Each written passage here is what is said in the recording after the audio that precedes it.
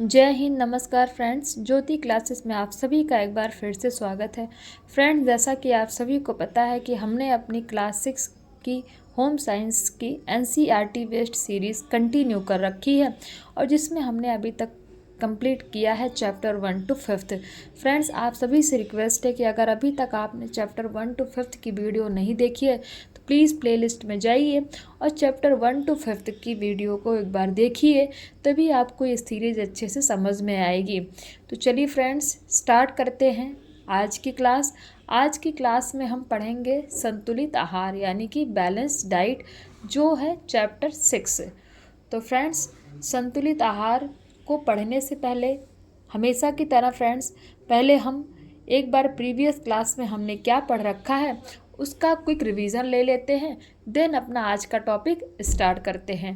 तो चलिए फ्रेंड्स, क्योंकि revision is the most important part of our study, you know that ना।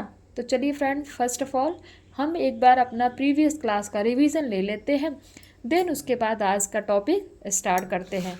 तो इसके प्रीवियस क्लास में फ्रेंड्स, मैंने आपको चैप्टर 5 के स्मरणीय तथ्य, उनकी प्रश्नावली जिसमें हमने बहुविकल्पीय प्रश्न, रिक्त स्थान की पूर्ति और साथ ही साथ सही गलत कवरअप किया था।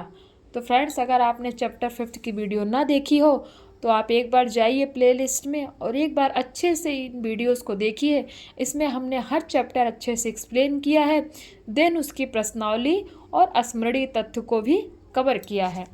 तो आई होप फ्रेंड्स आपका एक बार क्विक रिवीजन हो गया होगा। तो चलिए फ्रेंड्स, चलते हैं आज की टॉपिक की तरफ, जो है संतुलित आहार यानी कि बैलेंस्ड डाइट। संतुलित आहार का अर्थ जिस आहार में सभी पोषक तत्व जैसे कार्बोहाइड्रेट्स, प्रोटीन, वसा, खनिज, विटामिन तथा जल पाए जाते हैं, वही संतुलित आहार कहलाता है। जीवन में स्वस्थ रहने के लिए संतुलित आहार अत्यंत आवश्यक है। संतुलित आहार के द्वारा ही व्यक्ति का समुचित शारीरिक तथा मानसिक विकास होता है। उत्तम स्वास्थ्य के लिए भोजन सदैव संतुलित होना चाहिए, जिससे व्यक्ति का शारीरिक, मानसिक तथा सामाजिक विकास हो सके, अर्थात व्यक्ति सही अर्थों में निरोगी बना रहे, यानी कि उसको कोई भी रोग ना हो, कोई भी बीमारी ना हो। निरोगी का मतलब है जिसको कोई भी बीमारी ना हो, कोई रोग ना हो, यानी कि जिसको कोई डिजीज़ ना हो, उसको हम क्या कहते हैं? निरोगी। नेक्स्ट है स्वस्थ जीवन के लिए संतुलित आहार। कि स्वस्थ जीवन के लिए संतुलित आहार की आवश्यकता क्यों होती है फ्रेंड्स, वो हम देखते हैं। हमें अपने जीवन में स्वस्थ रहने के लिए संतुलित आहार की आवश्यकता होती है। संतुलित आहार ग्रहण करने से व्यक्ति की आहार संबंधी समस्त आवश्यकताएं पूरी हो जाती हैं तथा उसे पोषण संबंधी किसी समस्या का सामना नहीं करना पड़ता। स्वस्थ जीवन के लिए संतुलित आहार की भूमिका का संक्षिप्त विवरण निम्न प्रकार है। नंबर 1, ऊर्जादायक, यानी कि जो संतुलित आहार होता है फ्रेंड्स, वो क्या होता है? ऊर्जादायक होता है। उससे हमें क्या मिलती है? ऊर्जादायक, यानी कि ऊर्जा मिलती है। तो ऊर्जादायक संतुलित आहार में सभी आवश्यक तत्व पर्याप्त मात्रा में विद्यमान होते हैं। ऐसा आहार ग्रहण करने से व्यक्ति को उसकी शारीरिक आवश्यकता के अनुसार ऊर्जा प्राप्त हो जाती है। आवश्यक ऊर्जा प्राप्त हो जाने से व्यक्ति अपने सभी कार्य सरलता से पूरे कर लेता है तथा उसे विशेष थकान का अनुभव भी नहीं होता। संतुलित आहार से पर्याप्त ऊर्जा प्राप्त करके व्यक्ति चुस्त तथा सक्रिय बना रहता है। चुस्त मीन्स एनर्जेटिक, सक्रिय मीन्स एक्टिव, यानी कि अगर कोई भी व्यक्ति संतुलित आहार ग्रहण करता है तो वो एनर्जेटिक एंड एक्टिव बना रहता है। नंबर 2, शरीर के निर्माण में सहायक। अब शरीर के निर्माण में संतुलित आहार कैसे सहायक है, इस पे एक नज़र डालते हैं। संतुलित आहार ग्रहण करने से शरीर का समुचित निर्माण एवं विकास होता है। संतुलित आहार ग्रहण करने से शरीर के तंतुओं में फाइबर, शरीर के तंतुओं यानी कि फाइबर का लगातार रखरखाव होता रहता है। इससे शरीर के तंतुओं में यानी कि फाइबर में होने वाली टूट फूट की मरम्मत होती रहती है। इससे व्यक्ति का सामान्य स्वास्थ्य ठीक बना रहता है तथा किसी प्रकार की परेशानी का सामना नहीं करना पड़ता। नंबर 3 है शरीर को रोग मुक्त रखने में सहायक, यानी कि संतुलित आहार जो होता है ना फ्रेंड्स, वो शरीर को रोग मुक्त रखने में भी हमारी सहायता करता है। संतुलित आहार में कुछ ऐसे भी तत्व समुचित मात्रा में विद्यमान होते हैं जो शरीर को विभिन्न रोगों से बचाए रखते हैं। विभिन्न विटामिन तथा खनिज लवण इसी प्रकार के मुख्य तत्व हैं। इन तत्वों को आहार में ग्रहण करने से हमारे शरीर में विद्यमान विभिन्न रोगों से मुकाबला करने की शक्ति का विकास होता है। यदि हम संतुलित आहार ग्रहण नहीं करते तथा हमारे आहार में कुछ पोषक तत्वों की कमी होती है तो उस स्थिति में कुछ रोग हो जाने की आशंका बनी रहती है, यानी कि कुछ रोग होने की शंका हो जाती है, यानी कि कुछ रोग हो सकते हैं। उदाहरण के लिए विटामिन डी की कमी से रिकेट्स, विटामिन डी की कमी से कौन सा रोग होता है? रिकेट्स या अस्थि विकृत हो जाता है। विटामिन सी की कमी से स्कर्वी, विटामिन बी की कमी से बेरी तथा पेलेग्रा नामक रोग हो जाते हैं।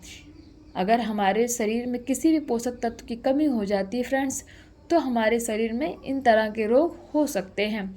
इसी प्रकार लौह खनिज की कमी से अरक्तता, यानी कि हीमोग्लोबिन, आयोडीन की कमी से घेंघा रोग तथा कैल्शियम की कमी से हड्डियां एवं दांत कमजोर हो जाते हैं।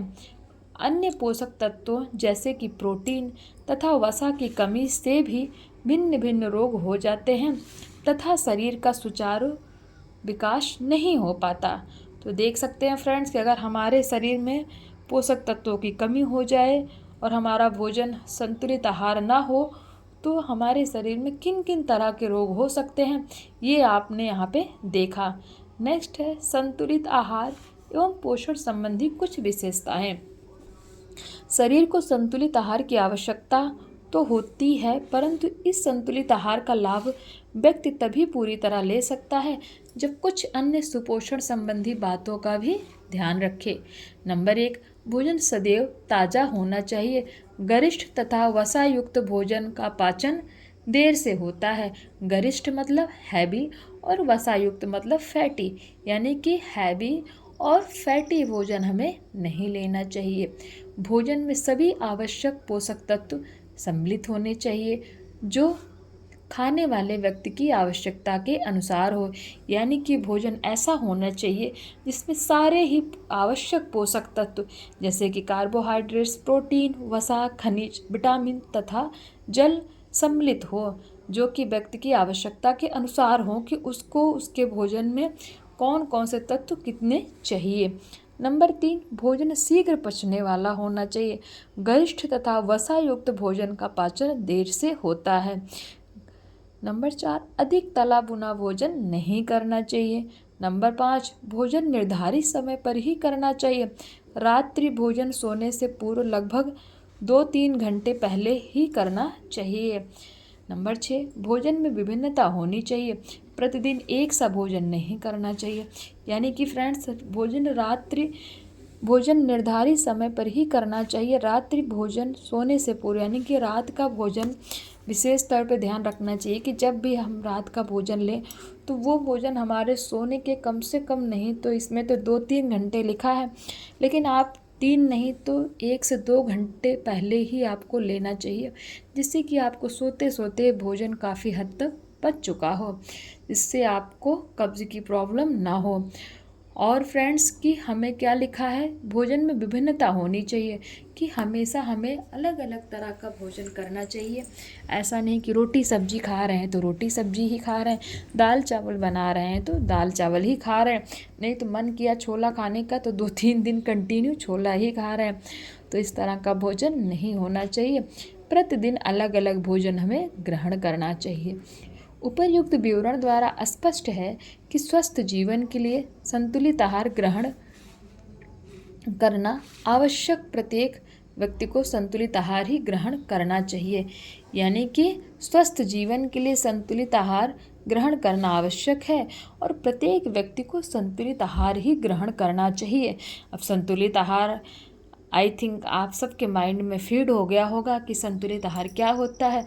संतुलित आहार वो होता है जिसमें कार्बोहाइड्रेट्स, प्रोटीन, वसा, खनिज, विटामिन तथा जल पाए जाते हैं।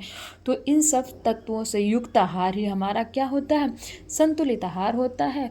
और सभी को संतुलित आहार ही ग्रहण करना चाहिए, जिसको ग्रहण करने से बीमारियां नहीं होती हैं, शरीर अच्छा बना रहता है, मानसिक स्वास्थ्य भी अच्छा रहता है और शरीर में फाइबर की टूट फूट भी सही होती है। तो फ्रेंड्स, ये था हमारा चैप्टर जो हमने कंप्लीट किया। चैप्टर 6 को आज हमने अच्छी तरह से आपको एक्सप्लेन किया।